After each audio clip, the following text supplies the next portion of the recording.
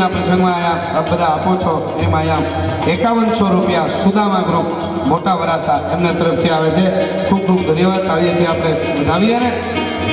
કોકે આપ્યું હોય તો આપી શકાય. ભગવતી આપ્યું હોય, પરમાત્માએ આપ્યું હોય, બધા જે જેને માગતા હોય આપ જે અહીંયા આપો છો. મને ભગત બાપુના કવિ કાગના 2-4 દોહા યાદ આવે છે. અહીં જવો છો, જો હવે તમને થોડી યાદી કરાવો એમના દોહાની. અહીંયા આપ આપો છો ને, જો હવે ઉનાળો બેસી ગયો છે એટલે માતાઓ બહેનો આપણે ગોળા લેવા માટે જાય, ઠંડુ પાણી પીવા માટે.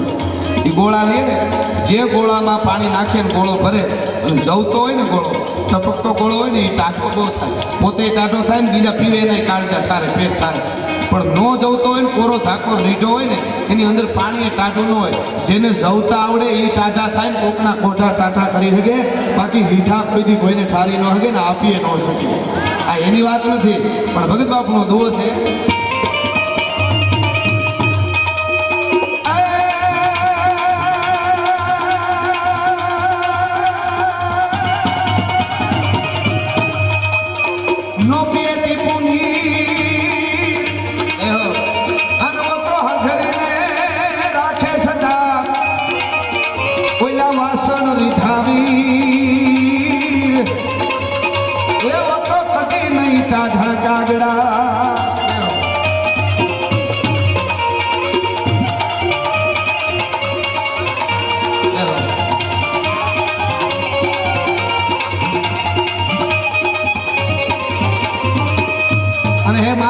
હે જોગમાયા હે ઉમ્મીદમાં આજ અમને એવું નથી લાગતું કોઈ અણુ કે કોઈ આ સ્થળ કે પવન કે કોઈ માણસ એવું હોય જેમાં તારો વાસ નથી. અમને મા પીછળ બધે દેખાય છે. કેવી રીતે?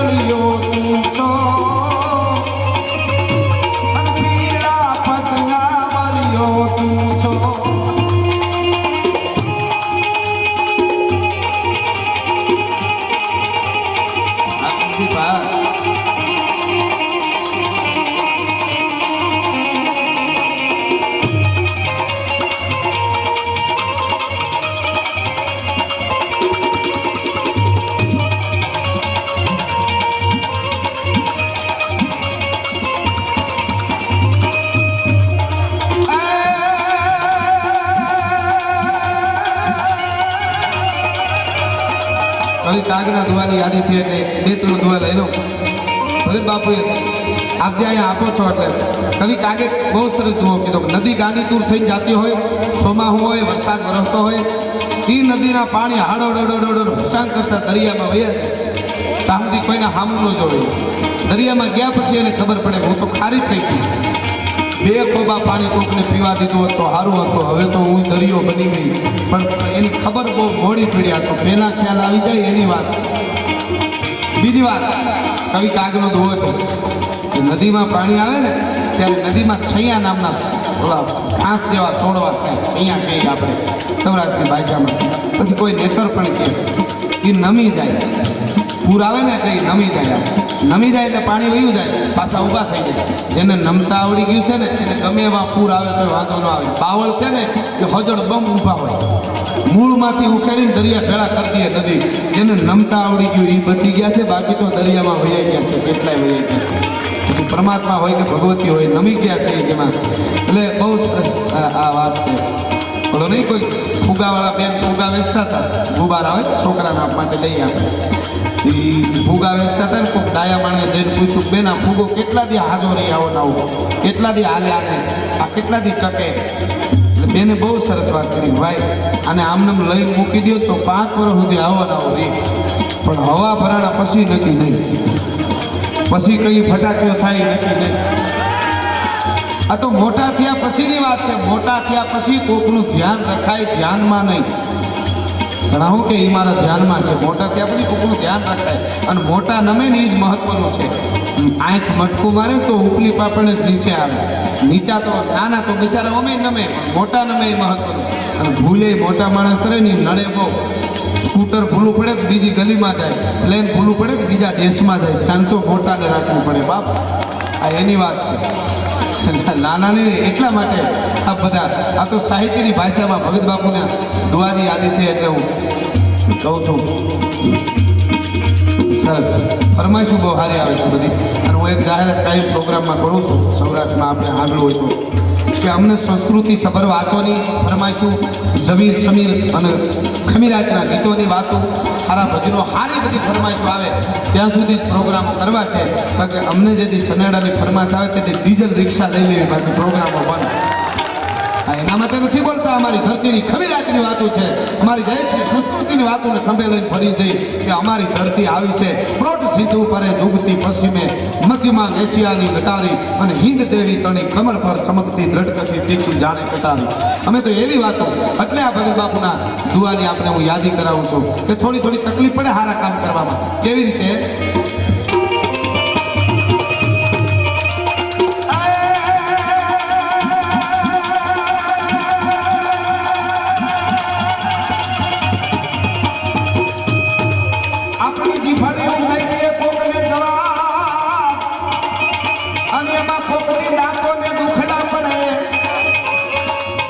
જીભેથી ખરાબ બોલી તો દાંતના કોક મારે દાંત પડી જાય, દાંતનો હું વાત.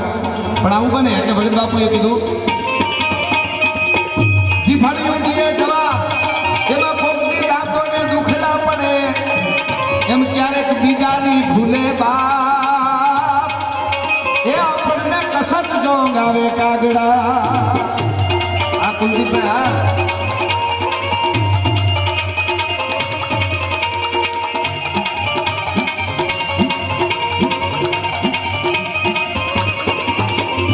હવેનો દુઓ સાંભળ્યા જાઓ છો. મારે ટૂંકમાં સાહિત્ય કહું છું. આ તો એક બહુ મોટી એક વિશાળતા છે, સાહિત્ય છે. બહુ સરસ ભગત બાપુનો આ દુઓ આ જીવનમાં ઉતાર્યા છે. આખા શરીરમાં આપણે પગેથી ખરાબ રસ્તે હાલી તો ખરાબ કામ થઈ જાય, આંખેથી કોકનું લઈ મારી લઈ તો ખરાબ થાય, હાથ ખરાબ કરે, મોઢેથી ખરાબ બોલી તો ખરાબ થાય, આંખેથી ખરાબ જોઈ તો ખરાબ થાય, કાનેથી ખરાબ સાંભળે તો ખરાબ થાય. શરીર આખામાં એક જ ના કેવું છે, કોઈથી કોઈનું ખોટું ન કરે, ખરાબ ન કરે. પણ કાંઈ એવી ઘટના બને તો કપાવવાનો વારો નાકનો જ આવે. અને જે દુનિયામાં કાંઈ નથી કરતા ને એના ઉપર જ ઘા પડે છે, બાકી હજડબમ છે એને કોઈ વાંધો નથી આવતો. કવિ કાગનો દુઓ છે.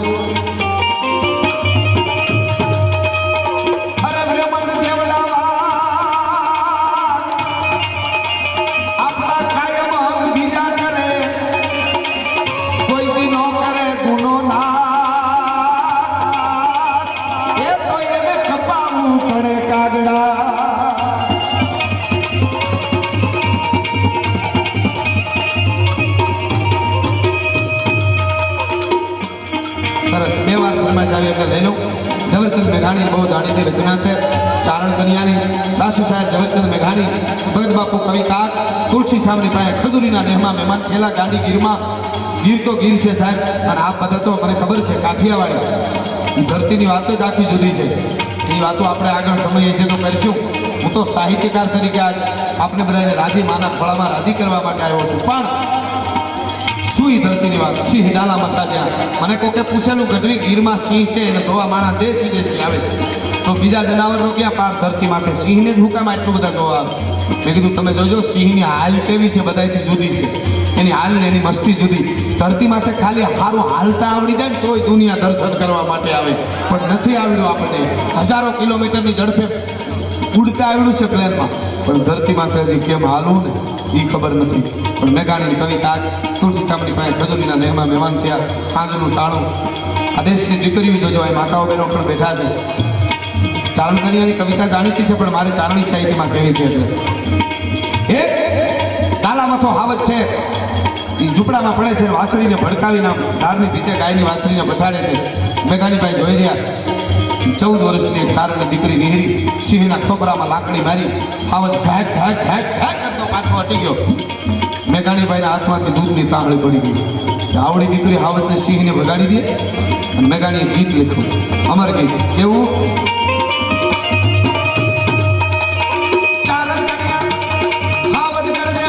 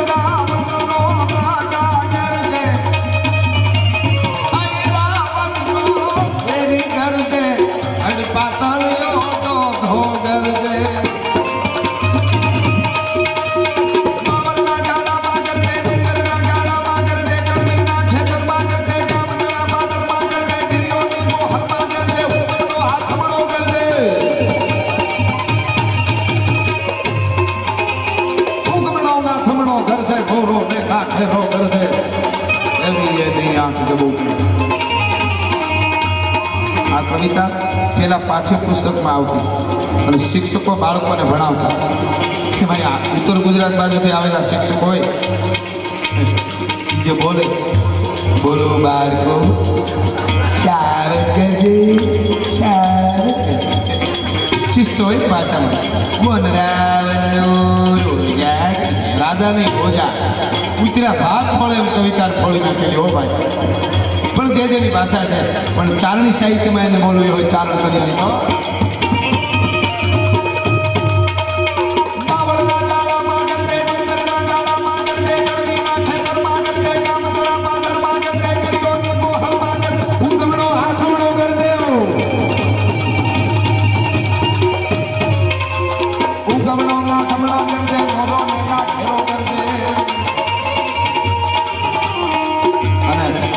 અમે આવું સાહિત્યની વાતો કરતા હોય એટલે અમને પ્રશ્નો બહુ કરે બધા મને કોઈ કીધું ગઢવિયામાં થોડીક મેઘાણીભાઈની ભૂલ છે મેં કીધું કેમ રાષ્ટ્રીય સાહેબ ઝવેરચંદ મેઘાણીની ભૂલ આપણે કેવી રીતે કાઢી છે મને કે ના એમણે પક્ષપાત કર્યો છે મેં કીધું કાં કે હાવજ ગદ્યમાં કણબીના ખેતરમાં શું કામે કીધું પટેલના ખેતરમાં દરબારના ખેતરમાં નહીં આયરના ખેતરમાં નહીં સાધુના ખેતરમાં નહીં બ્રાહ્મણના ખેતરમાં નહીં બીજા કોઈના ખેતરમાં નહીં અને એક જ કણબી પટેલના ખેતરમાં સિંહ ગરજે બીજો ન ગરજે આઈની બોલ છે મને મેં કીધું હોય નહીં રાષ્ટ્રીય સાહેબ ઝવેરચંદ મેઘાણી છે જેને ગાંધી બાપુએ રાષ્ટ્રીય સાહેબનું બિરુદ આપ્યું હોય એ ભૂલ ન કરે મને કીધું આનો જવાબ આપો પછી મેં એને કીધું તેથી મેં કીધું એક કણબી પટેલને ખેતર હતા આપણે બધાને ભીડ હતા હજી ભીડ નથી ક્યાં હજી ઝોપડું ઊભી છે તેથી ક્યાંથી હોય મેઘાણી છે આ તો બહુ બુદ્ધિશાળી એટલે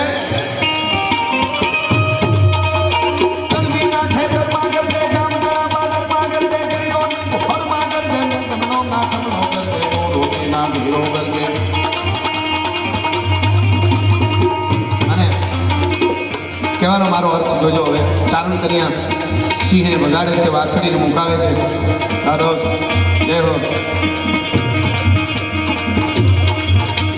હા બહુ સરસ બહુ ફરમાઈશ એટલી બધી આવી છે કે અઠવાડિયું રોકાવું પડે એમ છે ખમા દાદા લઈ લેવું આપણે પણ 14 વર્ષની એક દીકરી ઝૂંપડામાંથી નીકળી સિંહના ખોપરામાં લાકડી મારી મેં ગાંધીનગરમાં આ વાત કરેલી ઘણી જગ્યાએ કહું છું કે અમારે એક સૌરાષ્ટ્રની ધરતીની માલધારીની દીકરી ચારણની દીકરી અને ગાયની વાસળીને સિંહે પકડેલી એ એનાથી સહન ન થયું સિંહને બગાડી દીધું તો શું કામે એને ખબર છે ગાયને માં કહેવાય અને આજ કીધું હજારો મસાળા સત્તા લઈને બેઠા છે અને હજારો ગાયો કતલખાને જાય છે ને એટલે આ ધરતીમાં આંચકા આવે છે નતર કોઈ દી આવે નહીં ભલા માણસ પણ કેવી લાગે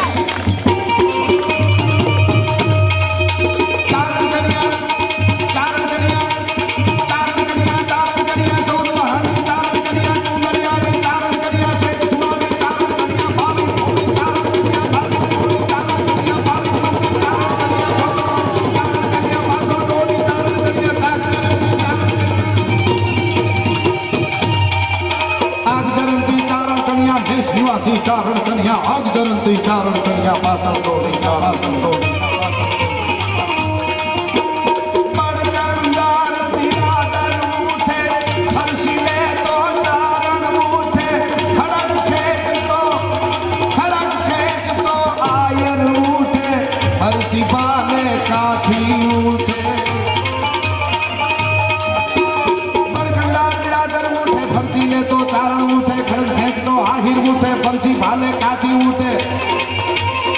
ઘરમાંથી માટી ઉઠે ગોગો હાથ મારી ઉઠે ફોટો લઈ કરનારી ઉઠે મલાગો વાળો ઉઠે માટી દૂધ પીનારા ઉઠે ચેતા દેનારા ઉઠે સિંહટારો ભરવીર ભાગો ઉભો રહે જે ગીરના કુત્તા ઉભો રહે જે કાયલ દૂતા ઉભો રહે જે પેટ પરા ઉભો રહે કવિતા લાંબી પણ દેજો છે રાષ્ટ્રીય સાહેબ ઝવેરચંદ મેઘાણીની કવિતાની મજા ભાગ્યો છે સિંહ ચારણ કરી મેઘાણી ઠપકો દીધો કોને ખબર સિંહને ન કીધું તું શું કામ ભાગ્યો આ આપણા સાહિત્યની મજા ઘેરેથી પડકારો હતો ને ત્યાં હિન્દુસ્તાનના સામે કોઈથી મીટ નહોતી મંડાતી કે કા મરજો કા મારજો અને પીઠ દેજો માં લગાર નકર મારી સહીનું મેણા મારી છે આ તો કાયર કેરી નાર ભલા માણસ આ પીવડા કંઠા રણમે જાય કે ભાગી મારીને મત લજા અરે તારી સોળી આવે ત્રબતકી હોતો મરદો કેરી મજા ઈ પડકારો હતો મેઘાણીએ સિંહણને કીધું કે તારો ધણી ભાગી ગયો મુછાળો શું કહે છે સિંહણ તારો ભડવીર ભાગ્યો સિંહણ તારો ભડવીર ભાગ્યો રણમેલીને કાયર ભાગ્યો મોટો વીર મુછાળો ભાગ્યો હર થઈને નારીથી ભાગ્યો સિંહણ તારો ભડવીર ભાગ્યો